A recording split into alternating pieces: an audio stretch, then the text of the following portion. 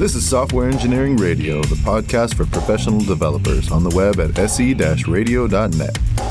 SE Radio is brought to you by the IEEE Computer Society and by IEEE Software Magazine. Online at computer.org/software. For Software Engineering Radio, this is Robert Blumen. Today, I have with me Alex Boten. Alex is a senior staff software engineer at Lightstep. Prior to that, he was at Cisco. He's contributed to open source projects in the telemetry area, including the OpenTelemetry project. He's the author of the book Cloud Native Observability with OpenTelemetry, and that will be the subject of our conversation today. Alex, welcome to Software Engineering Radio. Hello, thank you for having me. It's great to be here. Would you like to add anything about your background that I didn't mention? I think you captured most of it. I've been contributing to OpenTelemetry for a little bit over 3 years. I've worked on various components of the project as well as the specification, and I'm currently a maintainer on the OpenTelemetry collector. Great.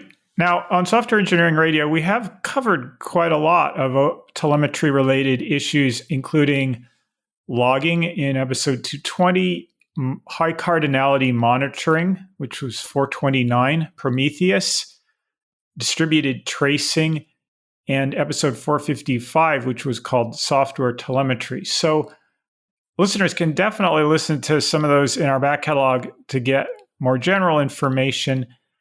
We'll be focusing more in this conversation about what OpenTelemetry brings to the table that we have not already covered. Let's start out with, in the telemetry space, where could you situate OpenTelemetry? What is it similar to? What is it different? What problem does it solve? That's a great question. So I think the problem that OpenTelemetry aims to solve, and we've already seen it happen in the industry today, is it changes how application developers instrument their application, how telemetry is generated, and how it's collected and then transmitted across systems. And if I were to think of, what it's similar to, the first thing that comes to mind are the projects that really caused it to emerge, which are OpenCensus and OpenTracing, which are two other open source projects that were formed a little bit earlier. I think it started in maybe 2017, 2016, to provide a standard around producing distributed tracing. And then also OpenCensus also addressed a little bit around metrics and log collection. What was going on in the telemetry area prior to those projects that created the need for them? And what did they do?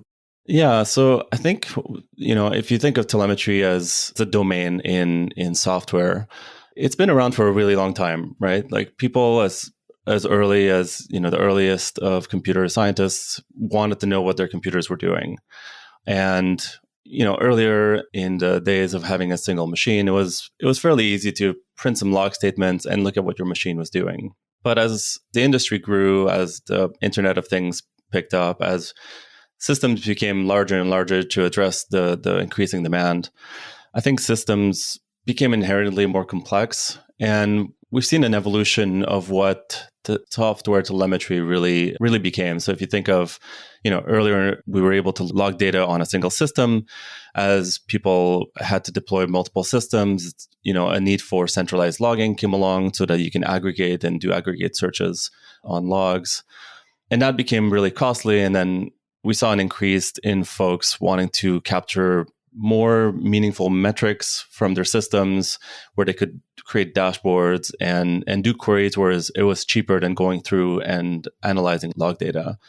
And I think the thing that I've seen happen in the last 20 years is every time there was a new maybe paradigm around the type of telemetry that systems should emit, there has been a chance for innovation to take place, which is great to see. But if you're an end user who's just trying to get telemetry out of a system, out of an application, it's a really frustrating process to have to go and re-instrument your code every few months or every few years, depending on what the flavor of the day is. And I think what OpenCensus and OpenTracing and OpenTelemetry try to capture is addressing the pain that users have when it comes to instrumenting their code. What is the relationship of OpenTelemetry to other systems out there, such as Zipkin, Jaeger, Graylog, Prometheus? So the relationship that OpenTelemetry has with the Zipkins, the Jaegers, and the Prometheus of the world is really around providing interoperability between those systems. So, an application developer would instrument their code using OpenTelemetry, and then they can emit that telemetry data to whatever backend systems they want. So, if you wanted to continue using Jaeger, you could definitely do that with an application that's instrumented with OpenTelemetry. The other thing that OpenTelemetry tries to do is it tries to provide a translation layer so that folks that are maybe today emitting data to Zipkin or to Jaeger or to Prometheus can deploy a collector within their environments and then translate the data from a specific format of those other systems into the OpenTelemetry format so that they can then emit the data to whatever backend they choose by simply updating the configuration on their collector without having to go back to their applications who may be, legacy systems that nobody wants to modify anymore, and still be able to send their data to different destinations. Is OpenTelemetry then an interoperability standard, a system, or both? It's really the standard to instrument your applications and to provide the interoperability between the different systems. There's no, OpenTelemetry doesn't offer a backend. There's no log database or metrics database that OpenTelemetry provides. Maybe at some point in the future that will happen. We're certainly seeing people that are supporting the OpenTelemetry format starting to provide those backend options for folks that are emitting only OpenTelemetry data. But that's not something the project is interested in solving at this point. It's really about the instrumentation piece and the collection and transmission of the data. In reading about this, I came across discussion of a protocol called OTLP. Can you explain what that is? So the OpenTelemetry protocol is a protocol that's generated from protobuf definitions. Every implementation of OpenTelemetry supports. Its aim is to provide high performance data transmission in a format that's standardized across all the implementations. It's also supported by the OpenTelemetry collector. And what it really means is, so this format supports all the different signals that OpenTelemetry supports, so log, traces, metrics, and maybe down the road events and profiling, which is currently being developed in the project. And the idea is if you support the OpenTelemetry protocol, this is the protocol that you would use to either transmit the data, or if you're a vendor or if you're a backend provider, you would use that protocol to receive the data. And it's actually been really good to see, even projects like Prometheus starting to support the OTLP protocol for transmitting data. So let me summarize what we have so far. You can tell me if I've understood. I'm building an application. I could instrument it in a way that's compatible with this standard. I might not even know where my logs or metrics are going to end up. And then whoever uses my system, which maybe people in the same organization, or maybe I'm shipping an open source project which has many users, they can then plug in their backend of choice, and they are not necessarily tied to any decisions I made about how I think the telemetry will be collected. It creates the ability of users to plug and play between the applications and the backends. Is that more or less correct? Yeah, that's exactly right. I think it really decouples the instrumentation piece, which, historically has been the most expensive aspect of organization gaining observability within their systems, from the decision of where am I going to send that data. And the nice thing about this is that it really frees the end users from the idea of vendor lock-in, which I think a lot of us who have worked in systems for a long time always found it to be difficult. The conversation of trying to maybe try out a new vendor if you wanted to, test some new feature they wanted to have or whatever, usually would mean that you would have to go back and re-instrument your code. Whereas now with OpenTelemetry, if you have instrumented your application, hopefully this is the last time you have to worry about instrumenting your application, because you can just point that data to different backends. A little while ago, you did mention the collector, and we will be spending some time on that. But I want to understand what are the possible configurations of the system. What I think we're talking about now is if the code is instrumented with the OpenTelemetry standard, that it could talk directly to backends. the other option being you have a collector in between them. Are those the two main configurations? Yeah, that's right. It's also possible to configure your instrumented application to send data to backends directly if you wanted to choose to send the data to Jaeger. I think most implementations that support OpenTelemetry officially have a Jaeger exporter, for example. So there are options if you wanted to send data from your application to your backend, but ideally you would send that data in a protocol that you can then configure using an OpenTelemetry collector later down the line. Let's come back to collector in a bit, but I want to talk about instrumentation. Often, if I want to talk to a certain backend, I need to use their library to emit the telemetry. How does that change with OpenTelemetry? Yeah, so with the OpenTelemetry standard, you have two aspects of the instrumentation. So there's the OpenTelemetry API, which is really what most developers would interact with. There's a very limited amount of surface area that the API covers. For example, for tracing, the API is essentially you can start a span and you can finish a span and get a tracer. That's roughly the surface area that's trying to be covered there. And the idea we wanted to push forward with our limited API is to just reduce the cognitive load that users would have to take on to adopt OpenTelemetry. The other piece of the instrumentation that folks will have to interact with is the SDK, which really allows end users to configure how the telemetry is produced and where it's sent to. If you're thinking about this in the context of, how is it different from a particular backend and its instrumentation, the difference is with OpenTelemetry, you would only ever use the OpenTelemetry API and configure the SDK to send data to the backend of choice, but the API that you would use for instrumenting the code wouldn't be any different depending on which backend you send it to. And there's that clear separation between the API and the SDK that allows you to really only instrument with that minimal interface and worry about the details of how and where that data is sent using the SDK configuration, which in my book I refer to as telemetry pipelines. In that discussion you mentioned tracing. I've seen a lot of logging systems, you can log whatever you want, and then it puts the burden on a collector to pick up the logs and format them. And then metrics, you may have to use a library. If I'm adopting OpenTelemetry, how does it handle logs and metrics?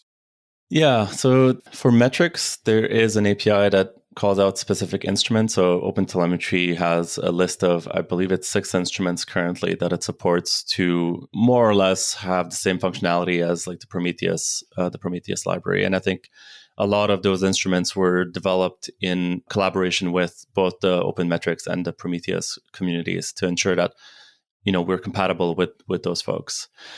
So for the logging library, that's a little bit different in OpenTelemetry, or at least it was at the time of writing my book, which was written in 2021 mostly. The idea behind logging and OpenTelemetry was we already were aware there were so many different APIs for logging in each language. Each language has like a dozen logging APIs, and we didn't necessarily want to create a new logging API that people would have to adopt. And so the idea was to really hook into those existing APIs.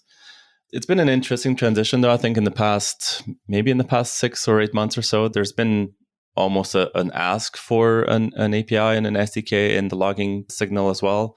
That's still currently in development. So, stay tuned for what's going to happen there. In what languages are the OpenTelemetry SDKs available? Yeah, so there's currently 11 officially supported languages. I'm probably going to forget some of them, but there's definitely one in C++, in Go, in Rust, in Python, Ruby, PHP, Java, JavaScript. All those languages are covered officially by OpenTelemetry. And what this means is that the implementations were reviewed by someone on the technical committee, and the implementation themselves live within the OpenTelemetry organization in GitHub, and has the same process. We have maintainers and approvers for each one of those languages.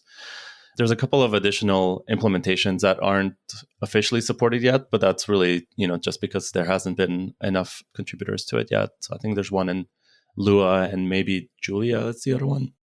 I've found when instrumenting code, I often spend a lot of time doing things like writing a message that a certain method has been called, and here are the parameters, very boilerplate steps. I understand that OpenTelemetry can, to some extent, automate that. How does that work?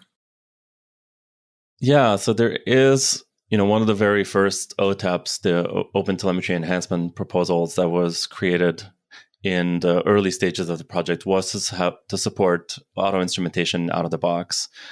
So the effort of auto instrumentation in different languages is at different stages. So I know the Java and the Python auto instrumentation efforts are a little bit further along. I think .NET is coming along nicely, and I think JavaScript is as well.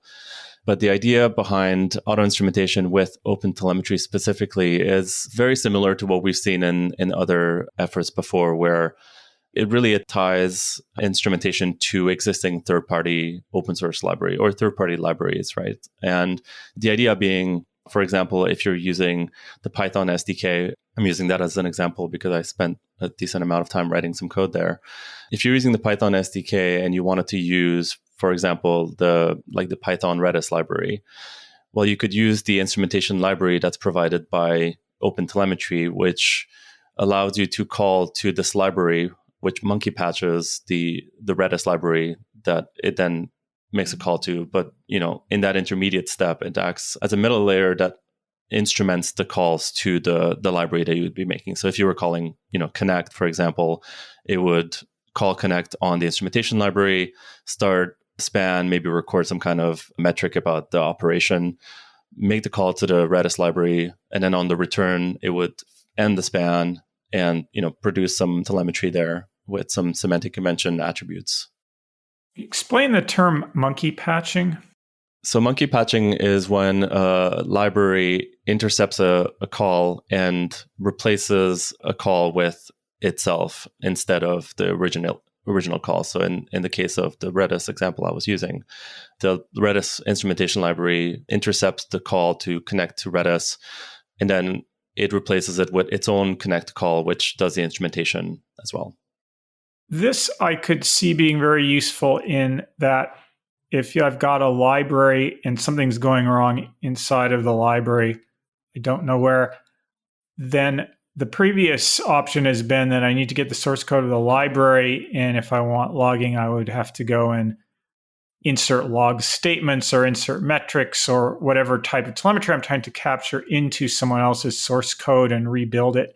So does this enable you to get visibility of what is happening inside third-party libraries that you've downloaded with your package manager and you're not interested in modifying the code? Right. I think that's a key benefit of it, is that you're finally able to see what these libraries are doing. Or maybe you're not familiar with the code, or you're not really sure of the path through the code, and you're able to see all of the library calls that are instrumented underneath the original call of your application, which a lot of the time you'll find problems there, but it's really hard to identify them because you don't necessarily know what's happening without reading the source code underneath it all.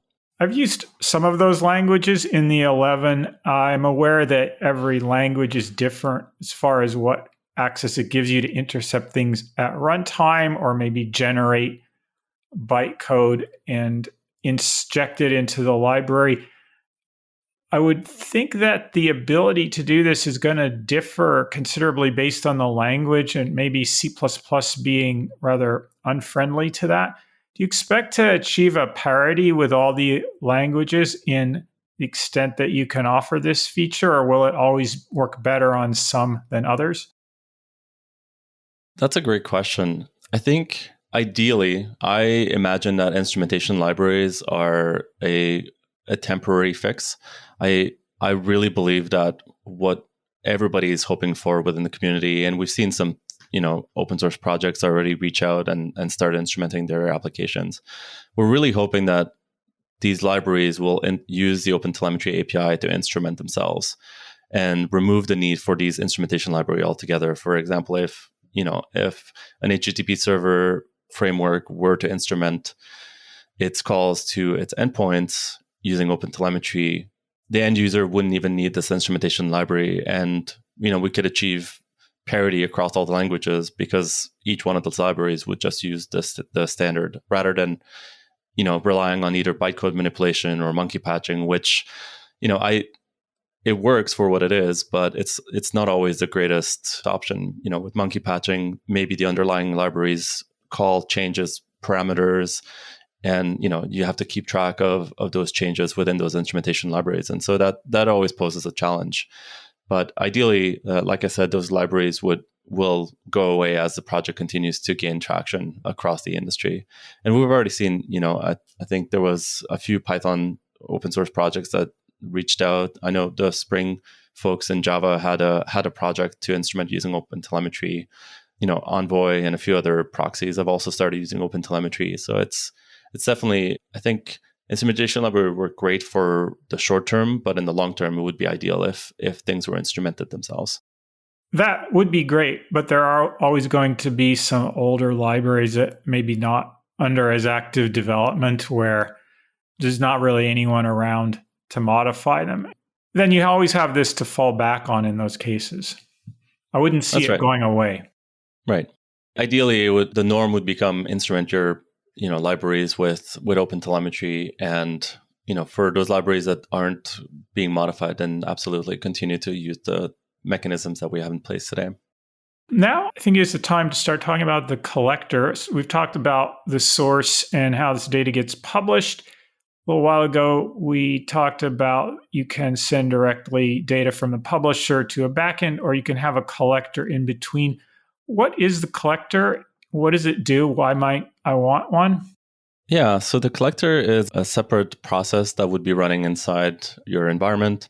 It is a binary that's published as a separate binary or Docker image if you're interested in that. There's also packages for, I think, Debian and Red Hat.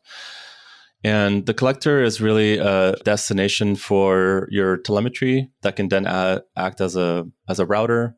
So it has, a selection of, I believe it's over 100 receivers, which support different formats and also can scrape data, metric data from different systems. And it has exporters. And again, I lose track of it, but I think it's over 100 formats of exporters that the OpenTelemetry collector supports.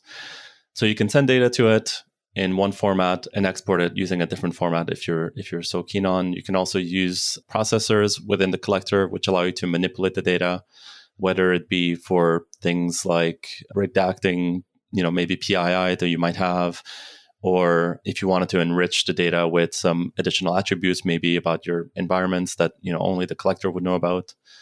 And that's the collector in a nutshell. It's available to deploy, as I said, as an image or as a package. There's also you can deploy using Helm charts. You can deploy it using the OpenTelemetry operator if you're using a Kubernetes environment. I'm going to delve into some of those internal components. I want to talk first a little bit about the networking. It can be simpler if I have n sources, a number of k backends, instead of an n cross k topology, an n cross 1 and 1 cross k. Do you have any thoughts on, is that a motivator to simplify your networking and everything that goes along with that? Is that a motivator for adopting a collector? Yeah, I think so. I think the collector makes it very appealing for a variety of reasons. One being that your egress from your network may only be coming from one point. So from a security auditing kind of perspective, you can see where all the data is really going out, rather than having a bunch of different endpoints that have to be connected to some external systems. So I think from that point alone, it's definitely worth deploying a collector within a network. I think there is also the ability to throttle the data that's going out is key. If you have n endpoints that are sending data, it's really difficult to throttle how much data is actually leaving your network, which could end up being costly. So if you wanted to do things like sampling, you would probably want to have a collector in place so that you could really adjust it as needed. How much telemetry can one instance of collector handle? Yeah, I mean, I think that always depends on the size of the instance that you're running. There, on the OpenTelemetry collector repository, there's a pretty comprehensive benchmarks that have been run against the collector for both for traces and logs and metrics. And I believe the instance sizes that were used, I if memory serves right, they were using EC2 for the testing for the benchmarks. And I believe that's all listed on the website there for folks that are interested in finding out. If I wanted to either run more workload than what I could put through one instance, or for high availability reasons have a clustered implementation with multiple collectors, is it possible, say, to put a load balancer in front of it and distribute it? Or what are the options for a more clustered implementation? Yeah, so the way you would want to probably deploy this is you would want to use some kind of load balancer. Depending on the telemetry you're sending out, you may want to use like a routing processor that allows you to be more specific as to which data each one of the collectors will be receiving. So for example, if you had, maybe a bunch of collectors that are deployed that are closer to your applications that would then be routed through maybe a collector as a gateway, and you wanted to send only, a certain number of traces to the collector as a gateway, you could fork it using the routing processor, based on the trace IDs or something like that if you wanted to. So with stateless servers, you can set up a pretty dumb load balancer, and every request would get routed essentially to a random instance. Is there any reason to have a bit more of a sharding or pinning of certain workloads in a clustered implementation? I think some of this depends on what you're doing with the collectors. So for example, if you're doing, sampling on traces, you wouldn't want your sampling decision being made across, like there's no way to share that sampling decision across collectors. And so you would want to be able to make that decision on the same instance of the collector, for example. And so you would really want all of the data for a specific trace to go to the same collector to be able to make the decision on the sample. You use the word gateway, which is a common word, but I understand it means something specific in OpenTelemetry, where you have a gateway model and an agent model. Explain those two models, the difference between them. Yeah, so in the agent deployment for the OpenTelemetry collector, you would be running your OpenTelemetry collector on the same host or the same node, maybe as part of a daemon set in Kubernetes. So you would have a separate instance of the collector for each one of the nodes that are running inside your environment. And you would have your application sending data to the local agent before it would then send it up to wherever your destination is. In the gateway deployment model, you would have the collector act as a standalone application, and it would have its own deployment. Maybe you would have one per data center, or maybe one per region, and that would act as maybe the egress out of your network. And that's kind of the gateway deployment. What you described as an agent model, that sounds very similar to me of what I've seen called sidecar with some other services. Is agent the same as a sidecar? Yes and no. It can be like a sidecar. I think when I think of sidecars, I would assume that they would be attached to every application that's running with a sidecar alongside it, which would mean that you might end up with, several instances of the collector running on the same node, for example, which, may be necessary in specific cases, or it may not be. It really depends on your use case, whether or not there's, accessibility from your application to the host at all. That depends on what your policies are, how your policies are confined or defined. So it could be the same as a sidecar, but it doesn't necessarily have to be. Delving more into the internals of the collector and what you can do, you talked about processors and exporters, and you've covered some of this before, but why don't you start with what are some of the major types of processors that you might want to use? Yeah, so I think that the two recommended processors by the community are the batch processor, which tries to take your data and batch it rather than sending it every time there's telemetry coming in. This is trying to optimize some of the compression and reduce the amount of data that gets sent out.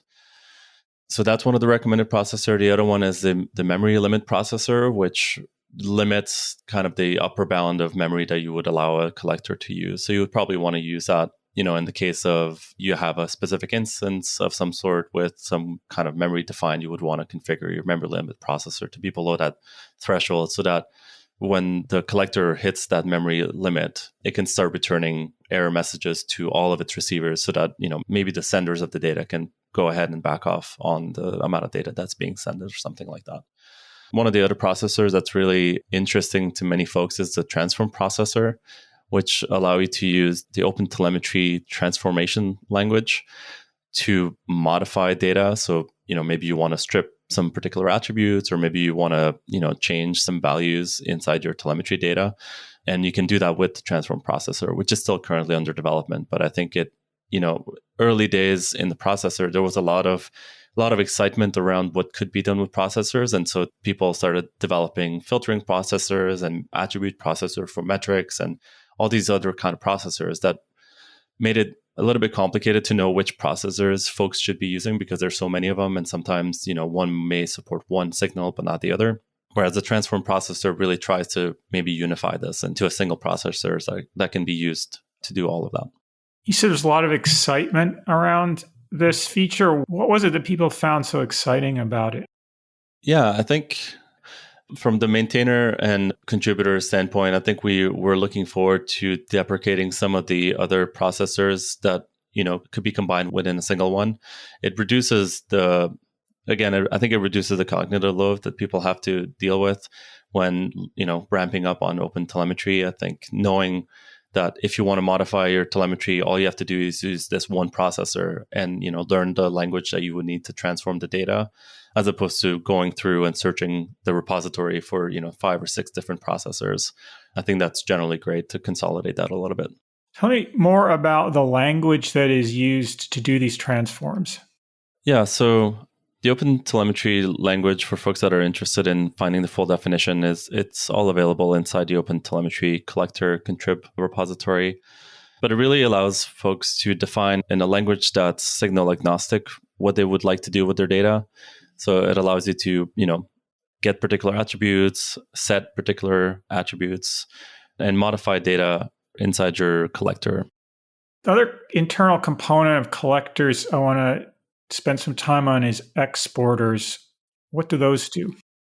Yeah, so the exporter take the data that's been ingested by the OpenTelemetry collector. So the OpenTelemetry collector uses receivers to receive the data in a format that's specific to whichever receiver is configured. It then transforms the data to an internal data format within the collector, and then it exports it using whichever exporter is configured. So the exporter's job is to take the data, the internal data format, and format it to the specification of the destination of the exporter. Okay, so what are some examples of different exporters that are available? Yeah, so there's a bunch of exporters that are vendor-specific exporters that live in the repository today. There's also many of the open source projects have their own exporters. So Jaeger has its own, Prometheus has its own exporter. There's a few different logging options as well. Yeah. So data comes in, it goes through some number of processors and then goes out through an exporter. Is there a concept of a pipeline that maps the path the data takes through the collector? Yeah, so the best place to find this is really inside the collector configuration. So the collector is configured using YAML, and at the very essence of it, you would configure your exporters, your receivers, and your processors. And then you would define the path through those components in the pipeline section of the configuration, which allows you to specify what pipelines you want to configure for tracing and for logs and for metrics to go through the collector. So you would configure your receivers there, and then your processors, and then your exporters within each one of those definitions. And you can configure multiple pipelines for each signal, giving them individual names. And how does incoming data select or get mapped onto a particular pipeline? Yeah, so the way that the data would be mapped on each pipeline is via the specific receiver that is used to receive the data. So for example, if you've configured, a Jaeger receiver on one pipeline and a Zipkin exporter on a different pipeline, and you're sending data through Zipkin, then the pipeline that has the Zipkin endpoint would be the destination of that data. And then that's the pipeline that the data would go through. So does each endpoint listen on a different port, or does it have a path, or what's the mapping? Yeah, so that depends on the specific receiver. So some receivers have the ability to configure different paths, some only configure different ports. It also depends on the protocol that you're using for the receiver and whether it supports it or not. And as I mentioned, there's also these things known as scrapers, which are receivers that can go out and scrape different endpoints for metrics, for example. And those can also be configured as receivers, which would then take, their own path to the collector. I think we've been mostly talking about under the assumption of a push model, but this scraper sounds like it also supports pull. Did I understand that correctly? Yeah, that's correct. And, if you think of the Prometheus receiver, for example, the Prometheus receiver uses the pull model as well. So you would define, the targets that you would like to scrape, and then the data would be pulled into the collector as opposed to pushed to the collector. So to wrap this all up, then I would instrument or configure my sources to point them toward the OTel collector or collectors. In my network, they would have a domain name or an IP address and a port and maybe a path that comes after that. They're instrumented. They push data out. It goes to the collector. The collector will process it and then export it back into back end of choice. Is that a good description of the whole process? Yeah, that's exactly right. How do the sources authenticate themselves to the collector? Yeah, so for authenticating to the OpenTelemetry collector, there's several extensions that are available for authentication. So there's OIDC authentication extensions. There's the bearer token authentication extension. You can also use the basic auth extension if you'd like. So there's a few different available extensions for that. Yeah, okay, well, let's talk about extensions. So what are the extension points that are offered? Yeah, so extensions are essentially components in the collector that don't necessarily have anything to do with the pipeline of the telemetry going through the collector. And so some of the extensions that are available are the pprof extension, which allows you to get profiling data out of the collector. There's the health check extension, which allows you to run health checks against the collector. And there's a few other ones that are all available in the collector repositories. Okay. So we've pretty much covered most of what I had planned about what it does, how it works. Suppose you have a project that has not been built with this in mind and is interested in migrating. What is a possible migration path to OTel from a project that might have been built several years ago before this was available? I would say the first path that I would recommend to folks is really to think about, is there a way that I can, drop in a collector and receive data in the format that's already maybe being emitted by an application? That's really the very first step that I would suggest taking. I know there's a few different mechanisms for collecting telemetry that predate the collector. So, Telegraph is an example of one of those. If you have Telegraph running in your environment and you're interested in seeing if you can connect it to the collector, maybe that's a good place to start, is, to look at connecting the two. And I know Telegraph, for example, emits OTLP. So that's already something that is somewhat supported. So that's really the first step I would take, is, can I just get away with dropping in a collector and emitting a format that's maybe already supported? One thing to note is, if you have a format out there that's not currently supported in the collector, you can always go to the community and ask, hey, is this a component that folks are interested in adopting? And that's always a good avenue to kind of take on. If you've got commitment from your organization to maybe change the instrumentation libraries that you're using within your code, then great. I would, start looking at resources. I know there's a few different use cases that have been documented, I think, on OpenTelemetry.io around migrating away from either Open Tracing or Open Census. So I would definitely start looking for those resources. So we've talked about the history and what it does. What's on the roadmap? Yeah, so on the roadmap for OpenTelemetry, which we actually very recently published, so up until earlier this year, there wasn't an official roadmap published by the community, but we're finally starting to change the process a little bit to try and really focus the efforts of the community. So currently on the roadmap, we have 5 projects that are happening. So some of the work is being done around both client-side instrumentation, so either web browser-based or mobile clients, and around profiling. So this is profiling data being emitted, either using an existing format. There's some discussion around whether or not there's going to be an additional signal called profiles to OpenTelemetry. There's also a lot of effort being put into trying to stabilize semantic conventions. So, if you've seen the semantic conventions inside the OpenTelemetry specification, you'll probably know that a lot of them are marked as experimental. And that's just because we haven't had the chance to really focus the community on trying to come up to agreement on what stable semantic conventions should look like. So there's a lot of effort to bring in experts in each one of the domains to ensure that they make sense. The other efforts that I'm excited about, because I'm part of the work, is to put together a configuration layer for OpenTelemetry as a whole, so that users can configure using some kind of configuration file, take that configuration file across any implementation and know that the same results will occur. So for example, if you're configuring your Jaeger exporter in Python using this configuration format, you'd be able to take that same configuration to your .NET implementation or Java and not have to write code manually to translate that configuration. And then there's some effort around function as a service support from OpenTelemetry. So the group is currently focused around Lambdas because that's, the first serverless or function as a service model that's come to us. But there's also effort to bring in, folks from Azure and GCP as well to kind of round that out. We're at time. We've covered everything. Where can listeners find your book? Yeah, so you can find the book it's available on Amazon. You can also buy it directly from Packet Publishing. And yeah, it's also available at your local bookstores. If users would like to find your presence anywhere on the internet, where should they look? Yeah, so they can find me on LinkedIn, a little bit on Mastodon or on Twitter, though not as much anymore. And they can find me on the Slack channels for the CNCF Slack instance. I'm pretty active there. Alex Boten, thank you very much for speaking to Software Engineering Radio. Yeah, thank you very much. It's been great. This has been Robert Blumen for Software Engineering Radio. Thank you for listening. Thanks for listening to SE Radio, an educational program brought to you by IEEE Software Magazine.